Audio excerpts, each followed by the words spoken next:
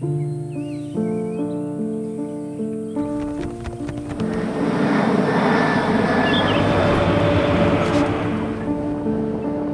itu adalah tempat kita berpulang, tempat kita berkeluh kesah, dan tempat kita berbagi kebahagiaan.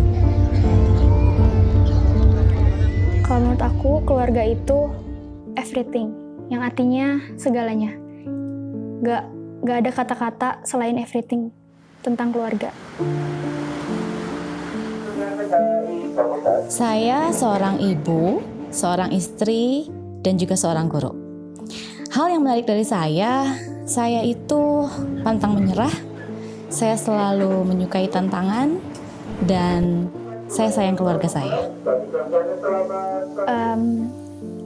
Yang aku gambarin selama dari kecil sampai sekarang, ibu itu kayak sosok malaikat.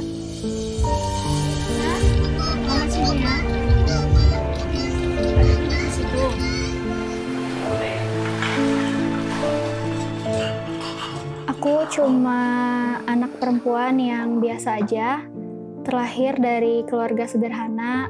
Ayah kerja di Jakarta tapi untuk sekarang lagi WFH. Mama ada di Bandung bareng sama suami barunya. Hal yang paling penting tentunya harus penuh dengan kasih sayang, penuh dengan kesabaran. Karena mendidik anak-anak kalau tidak sabar, ya pasti nanti jatuhnya kita sering marah-marah.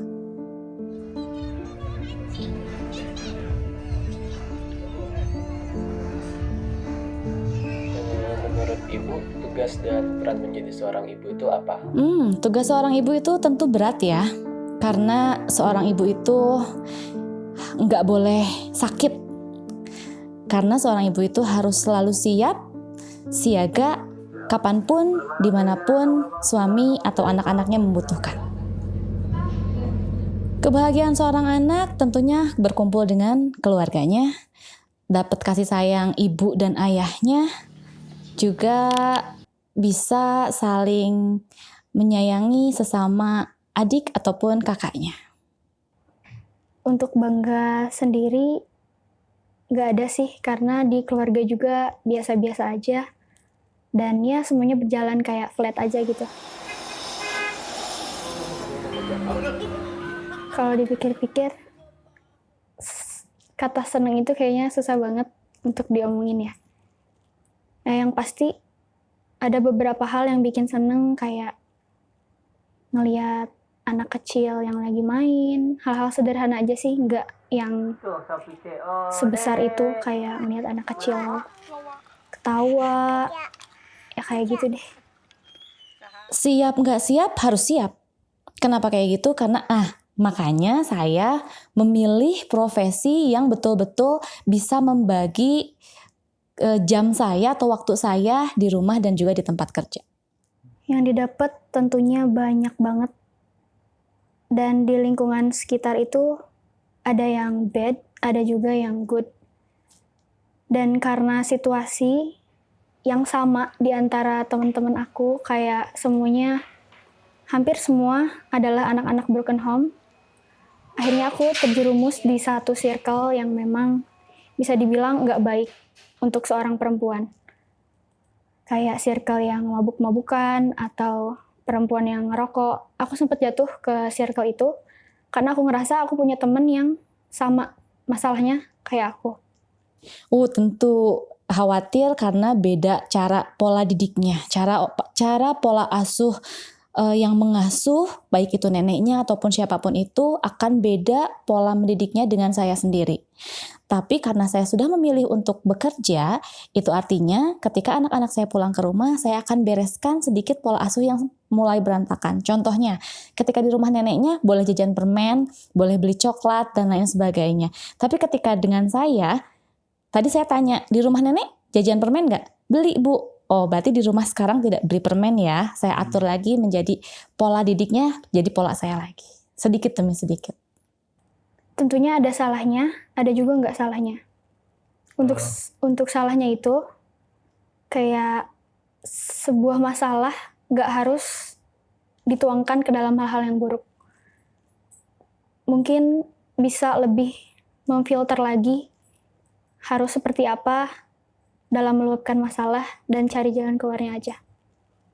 Jauh dari kata baik, wah sedih tentunya. Tapi setiap anak itu memiliki kelebihan, memiliki kecerdasan yang berbeda. Itu karena kalau misalnya anak-anak saya jauh dari kata baik, saya yakin anak-anak saya itu baik. Tidak ada anak yang tidak baik. Bagaimana cara kita memandang anak kita sendiri? Mungkin kayak dianggap ada gitu di dunia ini. Kayak kalau misalkan aku dianggap ada, otomatis mungkin aku dicintai gitu sama orang-orang sekitar aku.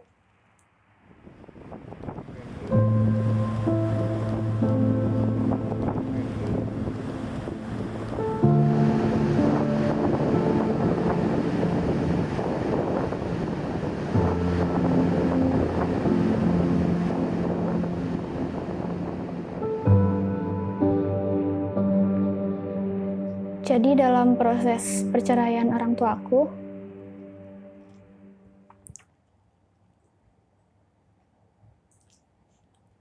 sendiri yang nyaksiin sesuatu yang emang gak boleh dilakukan dalam sebuah pernikahan. Akhirnya aku memutuskan untuk bilang ke salah satu orang tua aku bahwa mama seperti itu, dan akhirnya terjadi perceraian. Kalau aku nggak bilang kayak gitu, mungkin keluarga aku masih bisa diselamatkan. Mungkin.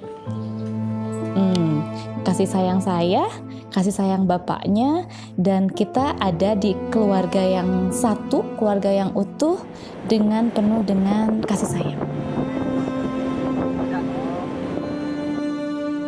Hal apa yang paling kamu khawatirkan sekarang?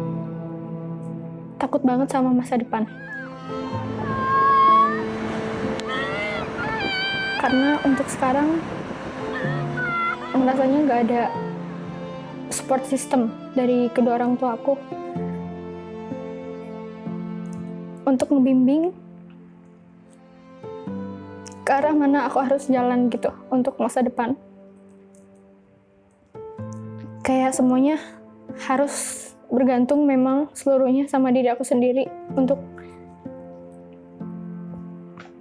mengambil jalan hidup aku apa ke depannya gitu.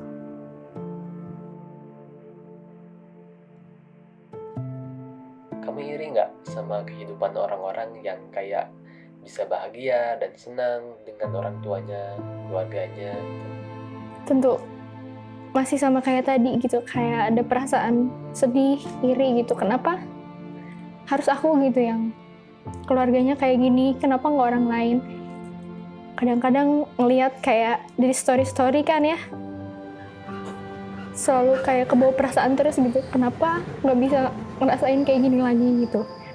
Tapi aku juga nggak lupa bahwa semua masalah ini nggak cuma aku, tapi ada juga orang di luar sana yang ngerasain hal yang sama, bahkan lebih buruk lagi.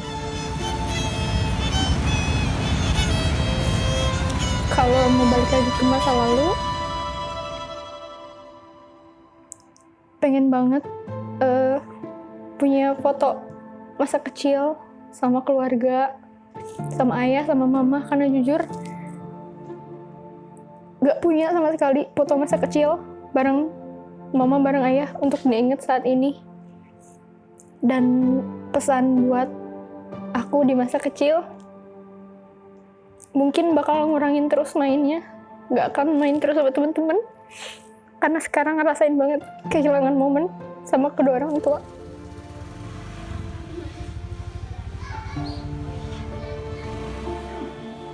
Dan untuk perlakuan orang tua aku sama aku sekarang ini, aku gak akan pernah mau anak aku nanti ngerasain apa yang aku rasain saat ini. Aku pengen dia tumbuh dengan baik. Sebisa mungkin rasa sakitnya gak akan sebanyak ini gitu.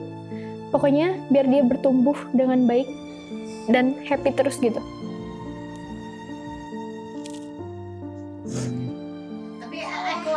Seandainya di depan ibu ada anak ibu, apa yang ingin ibu sampaikan? Oh my God.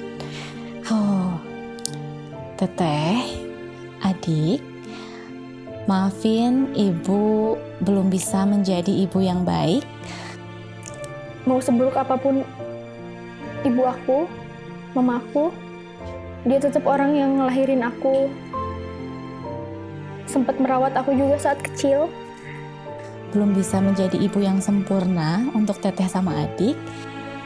Tolong luangin waktu untuk bisa ngedenger apapun yang mau aku ceritain.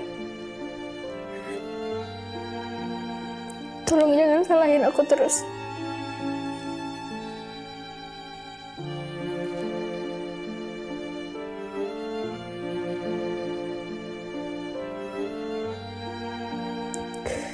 Tolong untuk bisa datang ke acara-acara sekolah.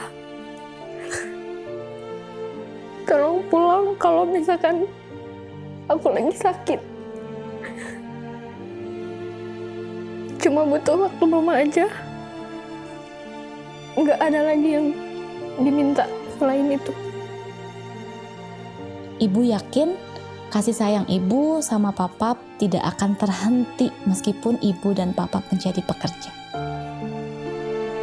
Pokoknya untuk ayah sama mama, jangan biarin aku ngerasa sendirian di dunia. Karena aku ngerasa setiap aku punya masalah ataupun hal-hal yang bikin capek di luar sana, aku nggak punya rumah, baik itu ayah ataupun mama. Aku nggak bisa nyimpen cerita, aku nggak bisa ngeluapin apapun yang aku rasain sampai akhirnya aku nggak pernah cerita apapun apa yang aku rasain sama ayah sama mama, maupun itu kejadian kecil atau besar. Tolong jangan buat aku sendirian, ngerasa sendirian di dunia ini.